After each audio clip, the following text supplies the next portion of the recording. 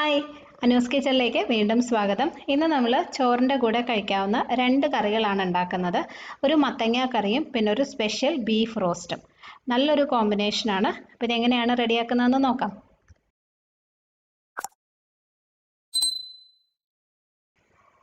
അപ്പോൾ നമ്മൾ മത്തങ്ങയും വൻപയറും കൂടിയിട്ടാണ് കറി വെക്കാൻ പോകുന്നത്. അപ്പോൾ അതിനായിട്ട് ഞാനൊരു 2 പിടി വൻപയർ എടുത്തിട്ടുണ്ട്. നന്നായി കഴുകി എടുത്തിരിക്കുന്നതാണ്.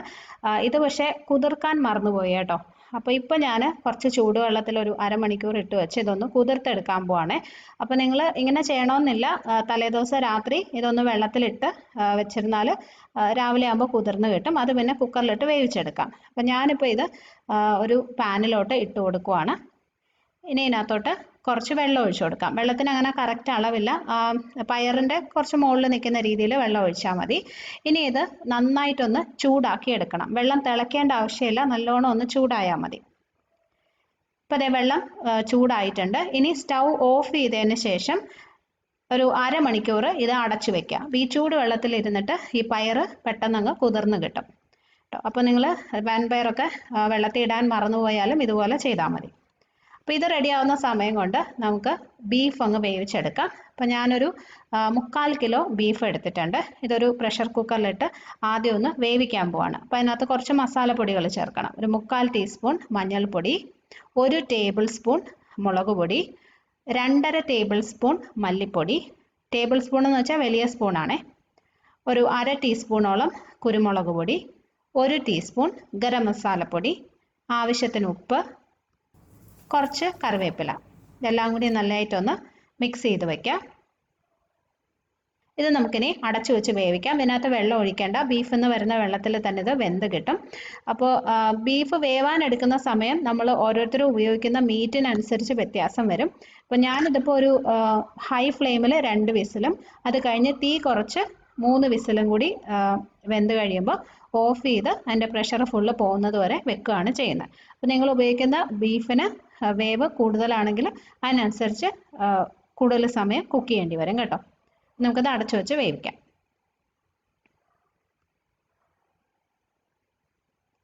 ഇപ്പോൾ അതെ ബീഫ് ആവശ്യത്തിന് വെന്തിട്ടുണ്ട്. ഇതിനകത്ത് കണ്ടോ കുറച്ച് വെള്ളമുണ്ട്. നമ്മൾ ഒട്ടും വെള്ളം ഇതിനകത്ത് ഒഴിച്ചിട്ടുണ്ടായിരുന്നില്ല. അപ്പോൾ ബീഫിൽ നിന്ന് വന്ന വെള്ളമാണ് ഇത്. ഇത് വറ്റിച്ചെടുക്കണ്ട, ഇങ്ങനെ ഇരുന്നോട്ടെ. പിന്നെ നമുക്ക് മസാല ഉണ്ടാക്കുമ്പോൾ ആവശ്യമുണ്ട്. അപ്പോൾ ഇനി ഒരു പാൻ വയ്ക്കാം. മസാല ഉണ്ടാക്കാനായിട്ട് വലിയൊരു പാൻ വെച്ച് അതിനകത്ത് ആവശ്യത്തിന് എണ്ണ ഒഴിച്ചു കൊടുക്കുക. വെളിച്ചെണ്ണയാണ് നല്ലത്. എണ്ണ ചൂടാകുമ്പോൾ ഒരു 3 സവോള നീളത്തിന് കനം കുറച്ച് അരിഞ്ഞത് ഇട്ട് കൊടുക്കാം. അതിൻ്റെ കൂടെ തന്നെ 1-2 പച്ചമുളകും ചേർക്കാം. പച്ചമുളകിൻ്റെയൊക്കെ അളവ് നിങ്ങളുടെ ഇഷ്ടം പോലെ അഡ്ജസ്റ്റ് ചെയ്യാം കേട്ടോ, എരിവ് പോലെ. കുറച്ച് കറിവേപ്പിലയും കൂടി ഇട്ടിട്ട് ഇത് നല്ലോണം വഴറ്റിയെടുക്കാം. സവോള നന്നായിട്ടൊന്ന് വഴണ്ടി വരണം. സവോള നന്നായിട്ടൊന്ന് വഴണ്ടിട്ടുണ്ട്. ഇനി ഇതിനകത്തേക്ക് ഒരു 1 ടേബിൾ സ്പൂണോളം ഇഞ്ചി വെളുത്തുള്ളി ചതച്ചത് ഇട്ട് കൊടുക്കാം. ഇത് വീണ്ടും നന്നായിട്ട് വഴറ്റിയെടുക്കാം. സവോള കുറച്ചും കൂടെ ഒന്ന് മൂത്ത് വരണം. ഇത്രയും മതി. ഇനി ഇതിനകത്ത് നമുക്ക് കുറച്ച് മസാലപ്പൊടികളും കൂടി ചേർക്കണം. ഒരു 1/2 ടീസ്പൂൺ മഞ്ഞൾപ്പൊടി, 1 ടീസ്പൂൺ കുരുമുളക് പൊടി. കുരുമുളക് പൊടിയുടെ അളവ് വേണമെങ്കിൽ കൂടുതലും കുറവൊക്കെ ചേർക്കാം കേട്ടോ, എരിവ് പോലെ ഇഷ്ടം പോലെ ചേർക്കാം. പിന്നെ ഒരു 1.5 ടീസ്പൂണോളം ഗരം മസാലപ്പൊടി. ഈ പൊടികളുടെ ഒരു പച്ചപ്പൊന്ന് മാറുന്നത് വരെ നല്ലതായിട്ടൊന്ന് വഴറ്റിയെടുക്കാം. പൊടികൾ നന്നായിട്ടൊന്ന് മൂത്തിട്ടുണ്ട്. ഇനി നമ്മൾ വേവിച്ച് വെച്ച ബീഫ് ഇതിനകത്തേക്ക് ഇട്ട് കൊടുക്കാം. ആ വെള്ളത്തോടു കൂടി തന്നെ ഒഴിക്കണം കേട്ടോ. ഇനി ഇതിൽ 2-3 ഉരുളക്കിഴങ്ങ് വലിയ കഷ്ണങ്ങളായിട്ട് മുറിച്ചതും കൂടി ഇട്ട് കൊടുക്കാം. ഉരുളക്കിഴങ്ങിൻ്റെ അളവും നിങ്ങൾക്ക് വേണമെങ്കിൽ കൂട്ടോ കുറയ്ക്കുകയോ ഒക്കെ ചെയ്യാം. ഞാൻ 3 എണ്ണമാണ് എടുത്തത്. 2 എണ്ണം മതി എന്നുണ്ടെങ്കിൽ 2 എണ്ണം എടുക്കാം. കുറച്ച് വലിയ പീസുകളായിട്ട് കട്ട് ചെയ്തിടണം, അല്ലെങ്കിൽ ഇത് വെന്ത് വരുമ്പോൾ അല്ലാതെ അങ്ങ് ഉടഞ്ഞു പോകും. കുറച്ച് നമുക്ക് ആ ഉരുളക്കിഴങ്ങും ഇടയ്ക്ക് കഴിക്കാൻ കിട്ടണം. അപ്പോൾ അതിനനുസരിച്ച് വലിയ പീസായിട്ട് ഇടാം.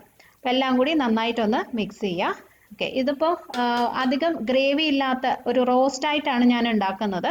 അപ്പോൾ അതുകൊണ്ട് തന്നെ കൂടുതൽ വെള്ളം ഒഴിക്കുന്നില്ല. ആ ബീഫ് വേവിച്ചപ്പോൾ വരുന്ന വെള്ളത്തിൽ തന്നെ ഈ ഉരുളക്കിഴങ്ങും വെന്ത് കിട്ടും. അപ്പോൾ അഥവാ നിങ്ങൾക്ക് കുറച്ചും കൂടി ഗ്രേവി ആയിട്ടാണ് കറി വേണം എന്നുണ്ടെങ്കിൽ ഒരല്പം വെള്ളവും കൂടി ഒഴിച്ച് വേവിക്കാം. ഞാനിതിൽ കുറച്ച് ഉപ്പും കൂടി ഇട്ടിട്ടുണ്ട് കേട്ടോ. ഒരല്പം കറിവേപ്പിലയും കൂടി ഇട്ട് അടച്ചു വെച്ച് വേവിക്കാം. ആ ഉരുളക്കിഴങ്ങ് നന്നായിട്ട് വെന്ത് വരണം. ആ സമയം കൊണ്ട് വൻപയർ നന്നായിട്ട് കുതിർന്ന് വന്നിട്ടുണ്ട് കണ്ടോ. എടുത്ത് നോക്കുമ്പോൾ തന്നെ അറിയാം നല്ല ആവശ്യത്തിന് സോഫ്റ്റ് ആയിട്ടുണ്ട്. അപ്പോൾ ഇനി നമുക്കിത് കുക്കറിലിട്ട് വേവിച്ചെടുത്താൽ മതി. ഒരു പ്രഷർ കുക്കറിലോട്ട് ഈ വൻപയർ ഇട്ട് കൊടുക്കാം. ആ വെള്ളം കൂടി ഞാൻ ഒഴിച്ചിട്ടുണ്ട്. നമ്മൾ കുതിർക്കാനായിട്ട് എടുത്ത വെള്ളവും കൂടി ചേർത്താണ് ഒഴിച്ചിരിക്കുന്നത്. ഇനി ഇതിനകത്തേക്ക് മത്തങ്ങ ഇട്ട് കൊടുക്കാം. ഞാനൊരു മീഡിയം സൈസിലുള്ളൊരു മത്തങ്ങയുടെ പകുതിയുടെ പകുതി കേട്ടോ, ഒരു കാൽ ഭാഗമാണ് എടുത്തിട്ടുള്ളത്. അത് കുറച്ച് വലിയ കഷ്ണങ്ങളായിട്ട് മുറിച്ചിട്ടിട്ടുണ്ട്. ഈ വൻപയറും മത്തങ്ങയും കൂടി ഞാൻ ഒരുമിച്ചിട്ടാണ് വേവിക്കുന്നത്. പക്ഷെ ചില വൻപയറിന് വേവ് കൂടുതലായിരിക്കും.